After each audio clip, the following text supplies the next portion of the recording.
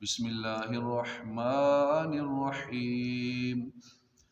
ألم تر أن الله يولج الليل في النهار ويولج النهار في الليل وسخر الشمس والقمر كل يجري إلى أجل مسمى وأن الله بما تعملون خبير.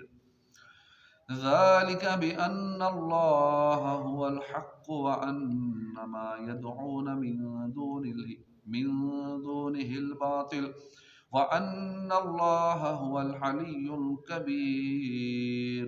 ألم تر أن الفلك تجري في البحر بنعمة الله ليريكم من آياته إن في ذلك لآيات لكل صبار شكور. وإذا غشيهم موج كالظلل دعوا الله مخلصين له الدين فلما نجاهم إلى البر فمنهم مقتصد وما يجحد بآياتنا إلا كل خطار کفور۔ اللہ کے نام سے شروع ہے جو نہایت مہربان رحمت والا۔ الم ترى، کیا تم نے نہ دیکھا، ان اللہ یولج اللیل فی النہار، کہ اللہ داخل کر دیتا ہے رات کو دن میں، ویولج النہار فی اللیل، اور داخل کر دیتا ہے دن کو رات میں، وسخر الشمس والقمر، اور اس نے سورج اور چاند کو کام پہ لگا رکھا ہے، کل یجری، ہر ایک چلتا ہے، الا اجل مسمى، ایک مقررہ مدت تک، وان اللہ بما تعملون خبیر، اور یہ کہ اللہ اس سے جو تم عمل کرتے ہو خبردار ہے۔ ذالک بان اللہ، یہ اس لیے ہے کہ اللہ هو الحق، وہی حق ہے، وان ما يدعون، یہ کہ جن کی وہ عبادت کرتے ہیں، من دونہ، اس کے سوا، باطل، وہ سب باطل ہے، وان اللہ هو العلی الکبیر، اور یہ کہ اللہ وہی بلندی والا، بڑائی والا ہے۔ الم ترى، کیا تم نے نہ دیکھا، ان الفلک تجری فی البحر، کہ کشتی چلتی ہے دریا میں، بنعمت اللہ، اللہ کے فضل سے، لیریکم من آیاتہ، تاکہ وہ دکھائے تمہیں، من آیاتہ، اپنی کچھ نشانیاں، ان فی ذلک لآیۃ، بے شک اس میں ضرور نشانیاں ہیں، لکل صبار شکور، ہر بڑے صبر کرنے والے، بڑے شکر گزار کے لیے۔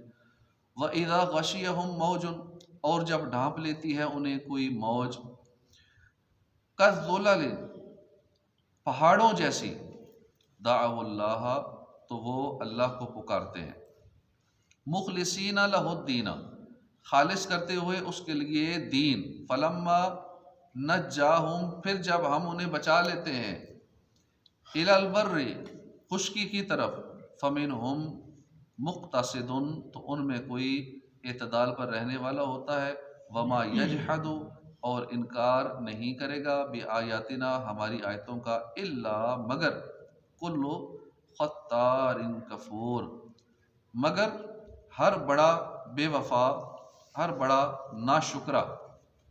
ترجمہ کنز العرفان۔ اے سننے والے، کیا تو نے نہ دیکھا کہ اللہ رات کو دن میں داخل کر دیتا ہے، دن کو رات میں داخل کر دیتا ہے، اس نے سورج اور چاند کو کام میں لگا دیا ہے، ہر ایک ایک مقررہ مدت تک چلتا ہے، اور یہ کہ اللہ تمہارے کاموں سے خبردار ہے۔ یہ اس لیے ہے کہ اللہ ہی حق ہے، اور اس کے سوا جن کو لوگ پوجتے ہیں وہ سب باطل ہیں، اور یہ کہ اللہ ہی بلندی والا، بڑائی والا۔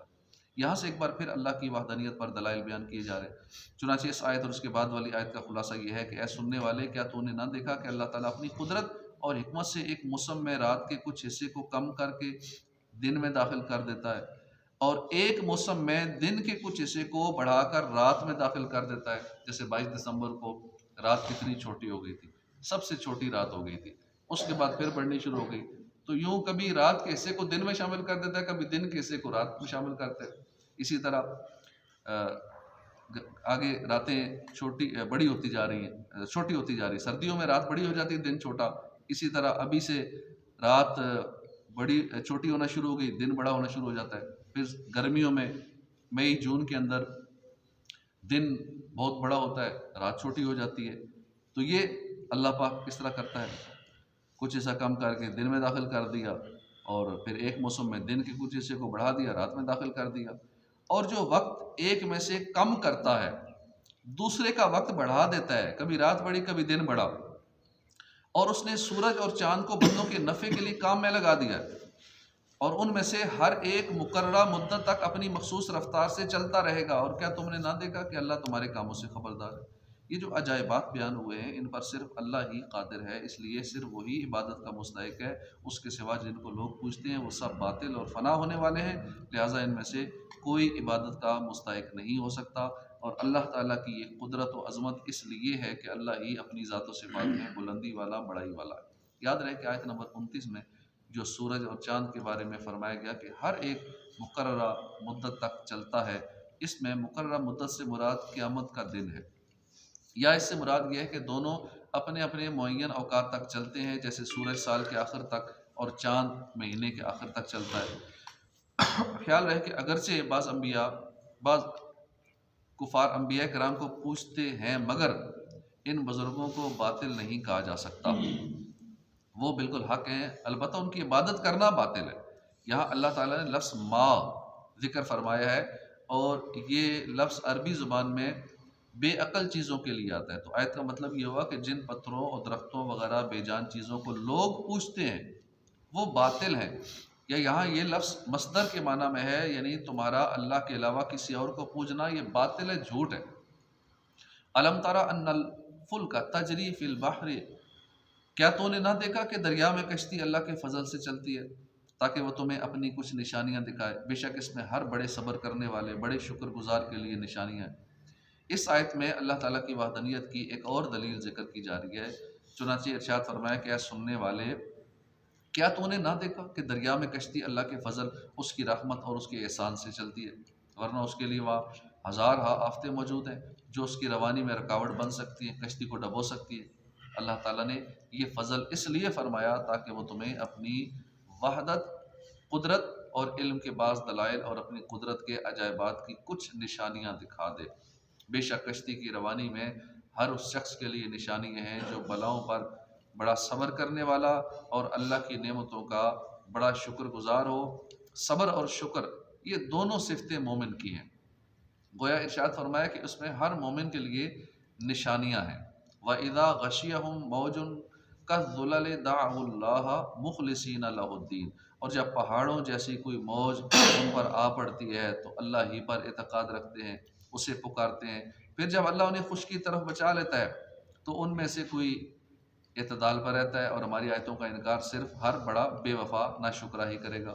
ارشاد فرمایا کہ جب کفار کو سمندری سفر کے دوران پہاڑوں جیسی موجیں نیست و نبود کرنے لگتی ہیں تو وہ اپنے معبودوں کو چھوڑ کر اللہ وحدہ لا شریک کو پکارتے ہیں، اس کی بارگاہ میں گریہ ازاری کرتے ہیں اور اسی سے دعا اور التجا کرنے لگتے ہیں، اور اس وقت اللہ کے علاوہ ہر ایک کو بھول جاتے ہیں.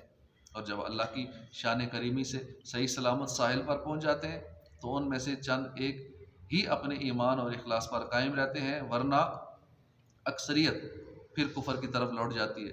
کہا گیا ہے کہ یہ آیت اکرمہ بن ابو جہل کے بارے میں نازل ہوئی.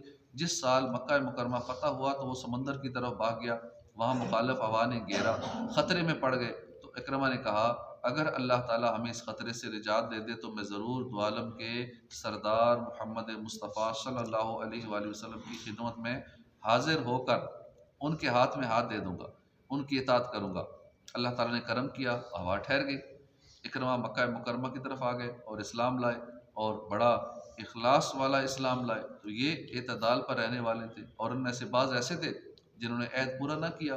ان کے بارے میں اگلے جملے میں ارشاد ہوتا ہے اور ہماری آیتوں کا انکار صرف ہر بڑا بے وفا اور ناشکرا ہی کرے گا. اس سے معلوم ہوا کہ صرف مصیبت میں اللہ کو یاد کرنا اور پھر آرام کے وقت بھول جانا یہ کافروں کا عمل ہے. اس سے ہر مسلمان کو بچنا چاہیے، کیونکہ مومن کی شان یہ ہے کہ مومن ہر حال میں اللہ کو یاد کرتا ہے، چاہے خوشی ہو، غمی ہو، مصیبت ہو، نعمتیں ہوں، کوئی بھی حالت ہو. مومن اللہ کو یاد کرتا ہے۔ تو ہمیں بھی غمی میں خوشی میں اپنے رب کو نہیں بھولنا چاہیے، اپنی ساری توجہ اپنے مالک اپنے رب پروردگار ہی کی طرف ہونی چاہیے۔ اللہ پاک عمل کی توفیق عطا فرمائے۔ آمین آمین۔ صدق اللہ العظیم۔